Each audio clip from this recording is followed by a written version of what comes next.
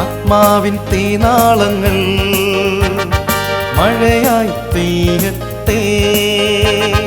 ആത്മാവിൻ തീനാളങ്ങൾ മഴയായി പെയ്യട്ടെ. ആദിമസഭയുടെ കൂട്ടായ്മയിൽ ആത്മാവിൻ തീമഴ പെയ്തതുപോ. ആദിമസഭയുടെ കൂട്ടായ്മയിൽ ആത്മാവിൽ തീമഴ പെയ്തതുപോ. ഈ ആത്മാവായി ദൈവത്തോട്, അഗ്നിയായി ദൈവത്തോട്, സ്നേഹമായി ദൈവത്തോട് നാം എത്ര അധികം വചനാധിഷ്ഠിതമായി വളരുന്നുവോ അതനുസരിച്ച് മാത്രമേ നമുക്ക് അവിടുത്തെ സ്നേഹത്തിൻ്റെ ചൂട് കിട്ടൂ. അങ്ങോട്ട് അടുത്തടുത്ത് ചെല്ലണം, ബൈബിളിനോട് അടുത്തടുത്ത് ചെല്ലണം, വായിച്ച് ഗ്രഹിച്ചിരിക്കണം. എന്നിട്ട് ക്രിസ്തുവിൻ്റെ ആളത്വത്തെ കെട്ടിപ്പിടിച്ച് യാചിക്കാൻ പറ്റണം.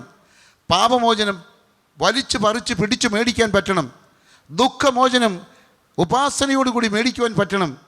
അങ്ങനെ അവിടുത്തെ ചൂടും വെളിച്ചവും നമുക്ക് അനുഭവവേദ്യമാക്കാൻ പറ്റും. അന്ത്യ അത്താഴത്തിൽ ആ സ്നേഹസ്വരൂപനോട് ചേർന്നിരുന്ന യോഹന്നാൻ അപ്പസ്തോലൻ, അന്ത്യ അത്താഴത്തിൽ ആ സ്നേഹസ്വരൂപനോട് യോഹന്നാൻ അപ്പസ്തോലൻ ചേർന്നിരുന്ന കാര്യം യോഹന്നാൻ 13:35 യോഹന്നാൻ 13:35 സ്നേഹത്തിൻ്റെ അപ്പസ്തോലൻ എന്ന് യോഹന്നാനെ വിളിക്കുന്നു. യോഹന്നാൻ ഒത്തിരി അത്ഭുതങ്ങളും അടയാളങ്ങളും ഒന്നും നടത്തിയില്ല. പക്ഷേ പത്മോസ് ദ്വീപിൽ ഇരുന്നു കൊണ്ട് സ്വർഗത്തിൻ്റെ ദർശനം പ്രാപിച്ച് നമുക്ക് എഴുതി വെച്ചതൊന്ന് വെളിപ്പാട് പുസ്തകത്തിൽ. അതിനേക്കാൾ വലുത് എന്തുണ്ട്? അങ്ങനെയുള്ള സ്നേഹത്തിൻ്റെ അപ്പസ്തോലനായ യോഹന്നാൻ ഇതിൻ്റെ മതിയായ ദൃഷ്ടാന്തമാണ്. തൻ്റെ എഴുത്തുകളിൽ ആ സ്നേഹ സാമീപ്യം അനായാസം നമുക്ക് കാണുവാൻ സാധിക്കും. ആ സ്നേഹം വിട്ട് എഴുതി ഒറ്റൊരാൾ മാത്രമേ തെറ്റിപ്പോയുള്ളൂ. ആ സ്നേഹത്തിൽ നിന്ന് മാറിപ്പോയത് യൂദാ മാത്രം.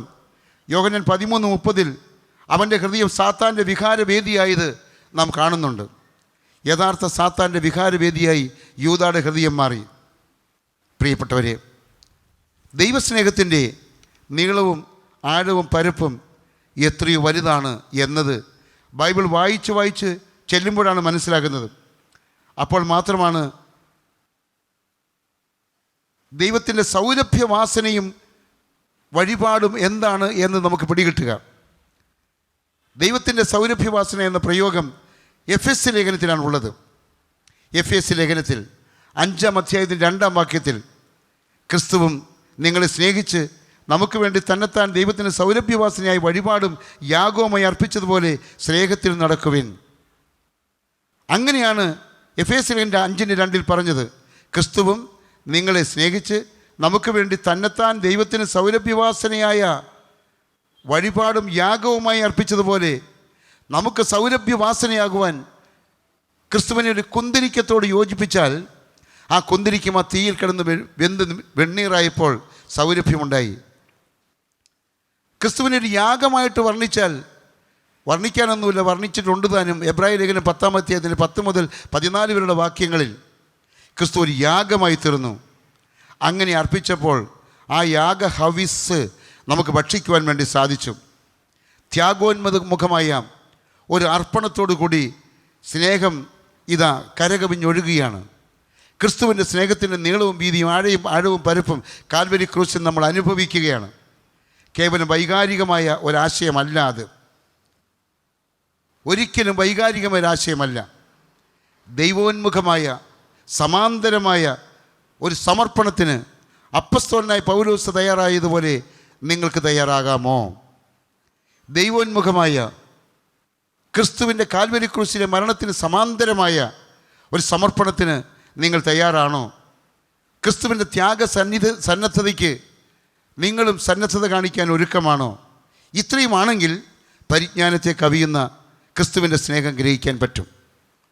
ഇത്രയും ആകുമ്പോൾ മാത്രമാണ് പരിജ്ഞാനത്തെ കവിയുന്ന ക്രിസ്തുവിൻ്റെ സ്നേഹം ആസ്വദിക്കാൻ പറ്റുക. പ്രിയപ്പെട്ടവരെ, വികാരഭേദമോ ഗതിഭേദത്താലോ ഉള്ള ആച്ഛാദനമോ ഇല്ലാത്തവനാണ് ദൈവമെന്ന് ബൈബിൾ പഠിപ്പിക്കുന്നു. യാക്കോബ് 1:17 യാക്കോബ് ശ്ലീഹ 1:17 വികാരഭേദമോ ഗതിഭേദത്താലുള്ള ആച്ഛാദനമോ ഇല്ലാത്തവനാണ് ദൈവം. ന്യായപ്രമാണത്തിൽ ദൈവം കണ്ണിന് പകരം കണ്ണും പല്ലിന് പകരം പല്ലും എന്ന് പറഞ്ഞു. പഴയ നിയമത്തിൽ പറഞ്ഞത് മത്തായിയുടെ സുവിശേഷം 5:38 പുതിയ നിയമത്തിൽ ആവർത്തിച്ചു. മത്തായി 5:38 കണ്ണിന് പകരം കണ്ണും പല്ലിന് പകരം പല്ലുമെന്ന്. അപ്പോൾ പിന്നെ ദൈവം സ്നേഹമെന്ന് കരുതുന്നതിൽ എന്താണ് അർത്ഥമെന്ന് ചിലർ ചോദിച്ചേക്കാം. കണ്ണിന് പകരം കണ്ണാണെന്ന് പഴയ നിയമത്തിലും പുതിയ നിയമത്തിലും പറയുമ്പോൾ ദൈവത്തെ എങ്ങനെ സ്നേഹമാക്കാം എന്നാണ് അവർ ചോദിക്കുന്നത്. നമ്മുടെ കർത്താവ് യേശുവിൻ്റെ ഐഹിക ജീവിത കാലഘട്ടമായപ്പോഴേക്കും ആ വാക്യത്തെ അന്നത്തെ റബ്ബിമാരും പരീശന്മാരും വളരെ ദുർവ്യാഖ്യാനം ചെയ്തപ്പോൾ കണ്ണിന് പകരം കണ്ണെന്നും പല്ലിന് പകരം പല്ലെന്നും പറഞ്ഞിരിക്കുന്നതിന് പകരം യേശു തൻ്റെ കണ്ണിന് പകരം അപ്പസ്തോലന്മാർക്ക് വെളിച്ചം കൊടുക്കുകയാണ് ചെയ്തത്. തൻ്റെ കണ്ണ് തുരന്നവനോട് അഥവാ കൊന്നവനോട് ക്ഷമിക്കുകയാണ് ചെയ്തത്. തൻ്റെ പല്ലടിച്ച് നിലത്തിട്ടവനോട് ക്ഷമിക്കുകയാണ് ചെയ്തത്. മനുഷ്യൻ്റെ കണ്ണുകളിലൂടെ ഈ വാക്യത്തെ കാണണ്ട, ദൈവത്തിൻ്റെ കണ്ണുകളിലൂടെ ഈ വാക്യത്തെ കാണുക. ദൈവമാണ് ശ്രേഷ്ഠ അധികാരികളെ നിയമിക്കുന്നത്. റോമാലേഖനം 13:1 പറയുന്നു, ദൈവമാണ് ശ്രേഷ്ഠ അധികാരികളെ നിയമിക്കുന്നതെന്ന്. ശ്രേഷ്ഠ അധികാരങ്ങളെ നിയമിക്കുന്ന ദൈവം നിയമങ്ങളെയും കൊടുക്കുകയാണ്. ദൈവം എന്തിനാണ് ന്യായപ്രമാണങ്ങൾ നമുക്ക് തന്നതെന്നോ അത് വെറുതെയല്ല. 1 തിമോത്തിയിൽ അതിനെപ്പറ്റി പറഞ്ഞിട്ടുണ്ട്. 1-ാം അധ്യായത്തിൽ 8 മുതൽ 10 വരെയുള്ള വാക്യങ്ങളിൽ. 1 തിമോത്തിയുടെ 1-ാം അധ്യായത്തിൻ്റെ 8, 9, 10 വാക്യങ്ങളിലേക്ക് നമുക്ക് പോകാം. ന്യായപ്രമാണമോ നീതിമാനല്ല, അധർമ്മികൾ, അഭക്തർ, അനുസരണം കെട്ടവർ, പാപികൾ, അശുദ്ധർ, ബാഹ്യന്മാർ, പിതൃഹന്താക്കൾ, മാതൃഹന്താക്കൾ, കൊലപാതകർ, ദുർനടപ്പുകാർ, പുരുഷ മൈഥുനക്കാർ, നരമേഷ്ടാക്കൾ, ബോഷ്ക്ക് പറയുന്നവർ, കള്ളസാക്ഷ്യം ചെയ്യുന്നവർ, ഇവർക്കും പഥ്യോപദേശത്തിന് വിപരീതമായ മറ്റ് എതിര് സത്യങ്ങളെ വെച്ചിരിക്കുന്നതിനും എന്ന് ഗ്രഹിച്ചുകൊണ്ട് അതിനെ ന്യായോചിതമായി ഉപയോഗിച്ചാൽ ന്യായപ്രമാണം നല്ലത് തന്നെ എന്ന് നാം അറിയുന്നു. 1 തിമോത്തിയുടെ 1-ാം അധ്യായത്തിൻ്റെ 8, 9, 10 വാക്യങ്ങൾ. പ്രിയപ്പെട്ടവരെ, നമ്മൾ ഈ വായിച്ചപ്പോൾ നീണ്ട വചനത്തിൻ്റെ ലിസ്റ്റിലാണെങ്കിൽ ദൈവസ്നേഹം ആസ്വദിച്ചറിയുവാൻ കഴിയാതെ പോകുന്നു. ക്രിസ്തുവിനെ തൊട്ട് അനുഭവിക്കാൻ കഴിയാതെ പോകുന്നു. നമ്മൾ അധർമ്മികളാണെങ്കിൽ, നമ്മൾ പിതൃഹന്താക്കളാണെങ്കിൽ, മാതൃഹന്താക്കളാണെങ്കിൽ ദൈവസ്നേഹം നമുക്ക് ആസ്വദിച്ചറിയാൻ കഴിയുകയില്ല. അനുസരണം കെട്ടവനും പാപികളും അശുദ്ധരും ബാഹ്യന്മാരുമാണെങ്കിൽ ഈ ദൈവസ്നേഹം ആസ്വദിച്ചറിയാൻ നമുക്ക് കഴിയുകയില്ല. കൊലപാതകരും ദുർനടപ്പുകാരും പുരുഷ മൈഥുനക്കാരും നരമോഷ്ടാക്കളുമാണെങ്കിൽ നമുക്ക് ദൈവസ്നേഹം ആസ്വദിച്ചറിയാൻ കഴിയുകയില്ല. നമ്മൾ സൗകര്യം പോലെ പകൽ 1000 വാക്കുകൾ പറയുമ്പോൾ 5 വാക്കെങ്കിലും പോഷ്കാകുന്നുവെങ്കിൽ, പകുതിയും പോഷ്കാകുന്നുവെങ്കിൽ, മുഴുവനും നുണയാകുന്നുവെങ്കിൽ, കള്ളസത്യം ചെയ്യുന്നുവെങ്കിൽ, പാപം ഇടയ്ക്കിടയ്ക്ക് പറയുകയോ പ്രവർത്തിക്കുകയോ ചിന്തിക്കുകയോ ചെയ്യുന്നുവെങ്കിൽ, പഥ്യോപദേശം അനുസരിക്കാതിരിക്കുകയും കൂടി ചെയ്യുന്നുവെങ്കിൽ നമുക്ക് ഈ ദൈവസ്നേഹം ആസ്വദിച്ചറിയാൻ പറ്റുന്നില്ല. ദൈവസ്നേഹത്തെ ആസ്വദിച്ചറിയണമോ?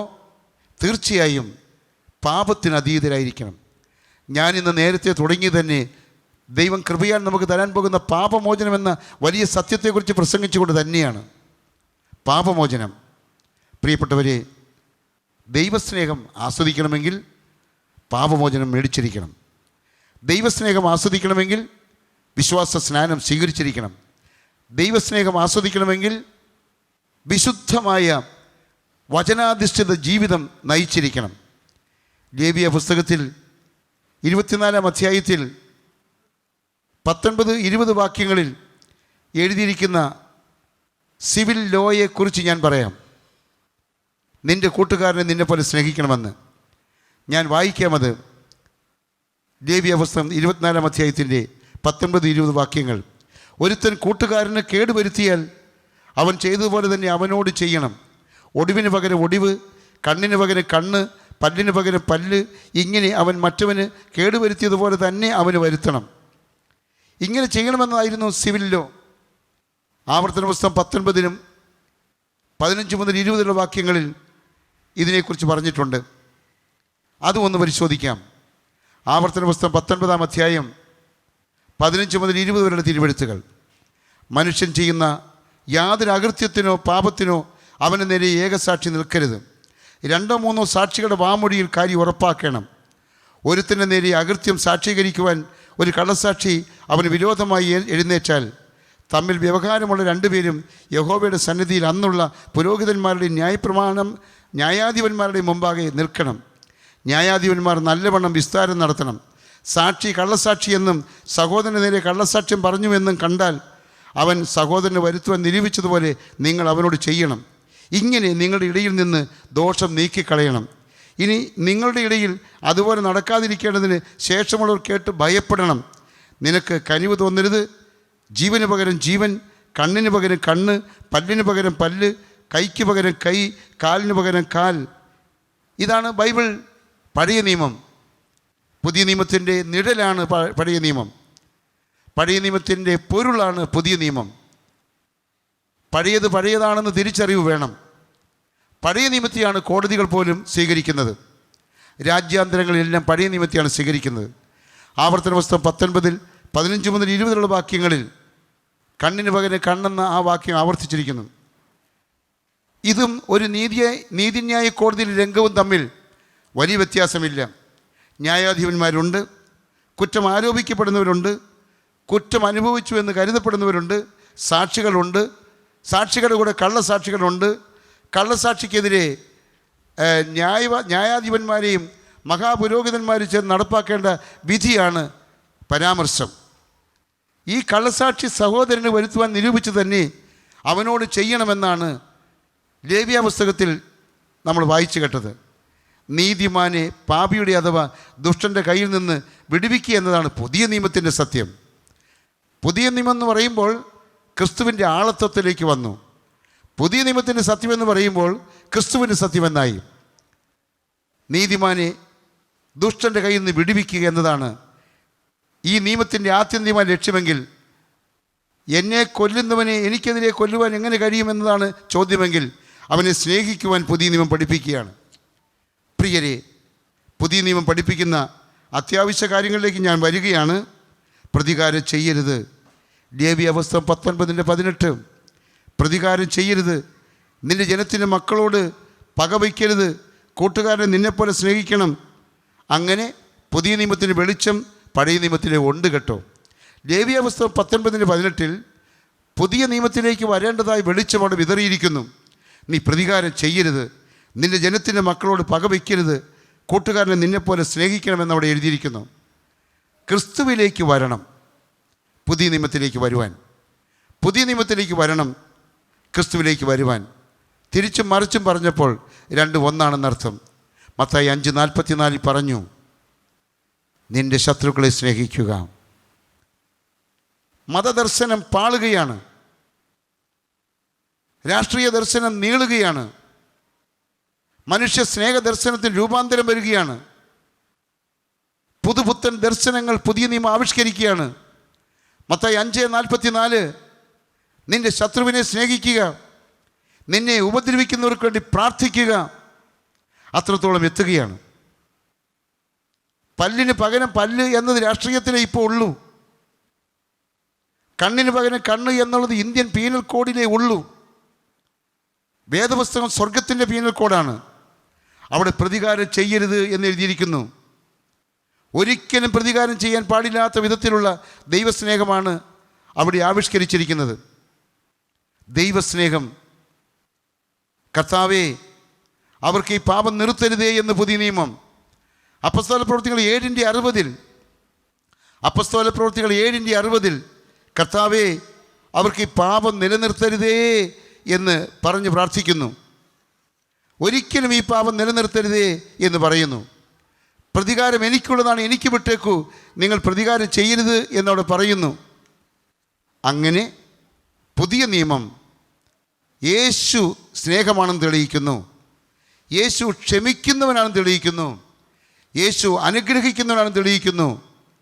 യേശു അത്ഭുതകരമായി നമ്മുടെ ജീവിതത്തിൽ വന്ന് നമ്മുടെ മുമ്പിൽ ഒന്ന് കൈ നീട്ടിയിട്ട് വല്ലതും തരുന്നെങ്കിൽ മേടിച്ചുകൊണ്ട് പോകുന്നൊരു പിച്ചക്കാരനോ ഒരു സ്തോത്ര കാഴ്ച മേടിക്കുന്ന ഒരു വലിയ നേതാവോ ആണെന്നതിനപ്പുറം തന്നെ തന്നെ മരിക്കുവോളം നമുക്ക് തന്നിട്ട്, തൻ്റെ രക്തം കൊണ്ട് നമ്മളെ കഴുകി നമ്മുടെ പാപം മോചിച്ചിട്ട്, തൻ്റെ ഒറിജിനൽ സ്പിരിറ്റിനെ, പരിശുദ്ധാത്മാവിനെ നമുക്ക് തന്നിട്ട് പിന്നെയും നമ്മളെ സ്വർഗത്തിലേക്ക് കൊണ്ടുപോകാൻ വേണ്ടി മൂന്നാമതും രണ്ടാമതും ഒക്കെ വരാനിരിക്കുന്നവനാണ്.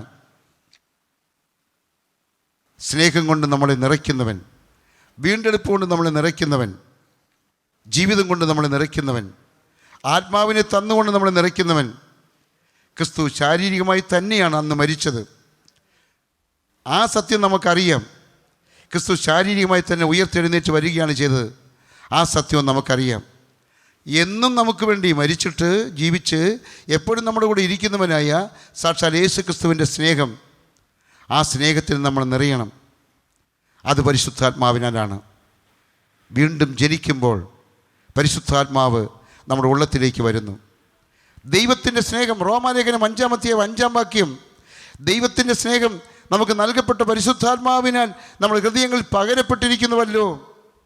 ദൈവത്തിൻ്റെ സ്നേഹം നമുക്ക് നൽകപ്പെട്ടിരിക്കുന്ന പരിശുദ്ധാത്മാവിനാൽ ക്രിസ്തു മരിച്ചുയർത്ത് സ്വർഗത്തിലേക്ക് പോയി.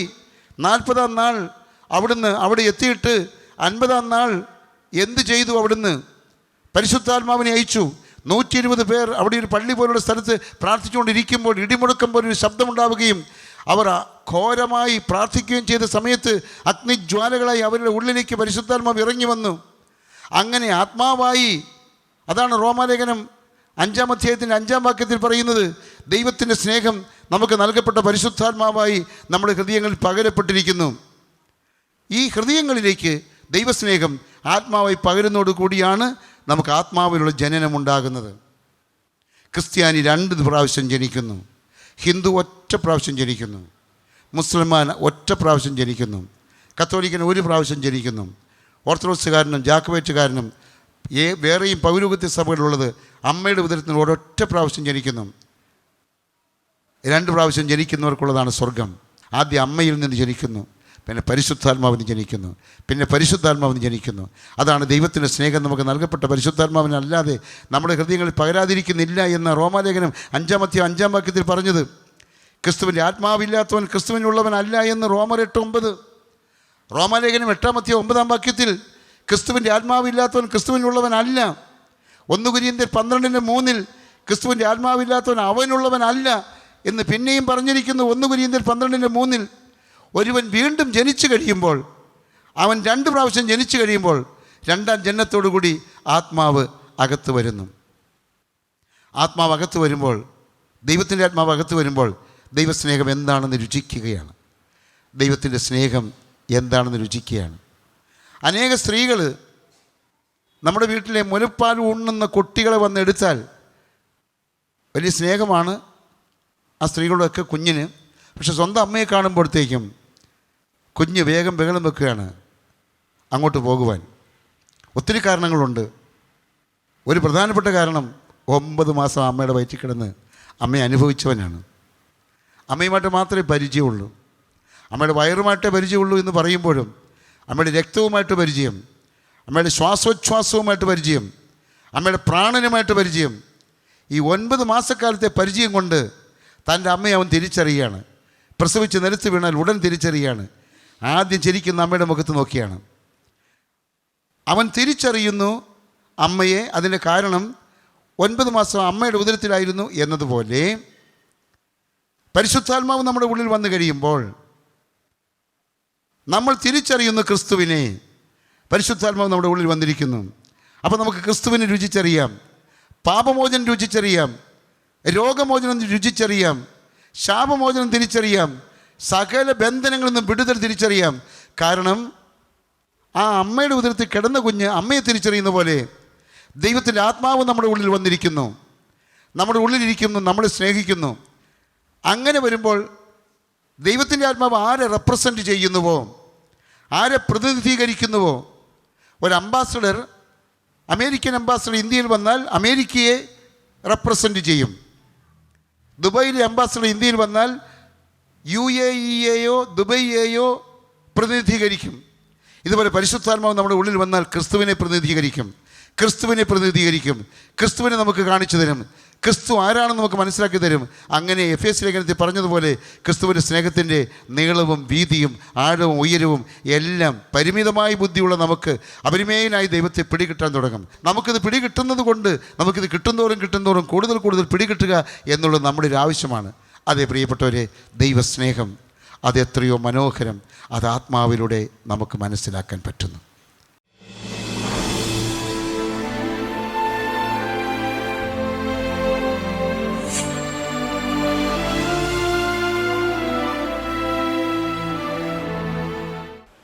എൻ്റെ പേര് ഓമന. ഞാൻ തമ്പലയ്ക്കായിട്ട് താമസിക്കുന്നു. എനിക്ക് ഒരുപാട് അസുഖങ്ങളുണ്ടായിരുന്നു. കാലിന് വേദന, ഷുഗർ, പ്രഷർ, കൊളസ്ട്രോൾ എല്ലാം ഉണ്ടായിരുന്നു. മല്ലിക സാറിൻ്റെ പ്രാർത്ഥന കേട്ട് ഇവിടെ വന്ന് സാർ എനിക്ക് വേണ്ടി പ്രാർത്ഥിച്ചപ്പം എനിക്ക് അതിനെല്ലാത്തിനും സൗഖ്യമുണ്ടായി. യേശുവെ നന്ദി, യേശുവെ സ്തോത്രം. എൻ്റെ ഫോൺ നമ്പർ 97 44 81 89 55.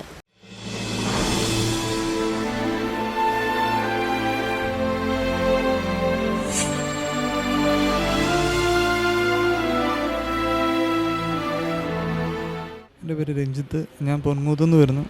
എനിക്ക് OSL ഒരു രോഗം ഉണ്ടായിരുന്നു, ഒബ്സ്ട്രക്റ്റീവ് സ്റ്റേറ്റ് അനീമിയ. എൻ്റെ പേര് ഹോസ്പിറ്റലിൽ ചെന്നപ്പോൾ ഡോക്ടർ ഓപ്പറേഷൻ ചെയ്തിരുന്നു. ഓപ്പറേഷൻ ചെയ്ത് കുറച്ച് ദിവസം കഴിഞ്ഞപ്പോൾ എനിക്ക് വായിലെ ബ്ലീഡിങ് നിൽക്കുന്നുണ്ടായിരുന്നില്ല. ഞാൻ മുല്ലക്ക സാറിനെ വിളിച്ച് പ്രാർത്ഥിച്ചു ഫോണിൽ കൂടി. സാർ ഇവിടെ പ്രാർത്ഥിച്ച് കഴിഞ്ഞപ്പം എൻ്റെ ബ്ലീഡിങ് നിന്നു. അത് കഴിഞ്ഞ് പിന്നെ ഉണ്ടായില്ല. ഇപ്പോൾ എനിക്ക് ആ വായിലെ ഓപ്പറേഷൻ ചെയ്തെല്ലാം ഭേദമായി വരുന്നു. യേശുവെ നന്ദി. എൻ്റെ ഫോൺ നമ്പർ 9895139479.